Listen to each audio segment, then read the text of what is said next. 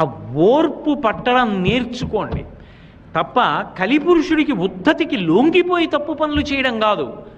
ఓర్పు పట్టి మనిషి ధార్మికంగా ప్రవర్తించడం నేర్చుకోండని చెప్పడానికి తాను అంత ఓర్పు పట్టినటువంటి అవతారం వెంకటేశ్వర అవతారం. అందుకే అటువంటి అవతారం ఈ లోకంలో ఇంకొకటి లేదు.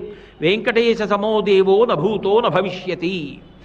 అందుకే ఆ తల్లి లక్ష్మీదేవి ఒక మాట అడిగింది. వెంకటాచల మహాత్మ్యము అని చెప్పి తరిగొండ వెంగమాంబ గారు చేశారు. అయితే ఒక గ్రంథాన్ని పరిశీలించేటప్పుడు అది ఏ కాలంలో వ్రాయబడింది, ఎంత ప్రాచీనమైన గ్రంథం అన్నది ఎంత అవసరమో, గ్రంథకర్త ఎంత శక్తివంతులు, ఎంత భగవదానుగ్రహ సంపన్నులు అన్నదాన్ని కూడా పరిశీలించవలసి ఉంటుంది. తరిగొండ వెంగమాంబ గారు అంటే సామాన్యమైన వ్యక్తి కాదు. ఆవిడ భాగవతం చదువుతుంటే తన కథ అయినా సరే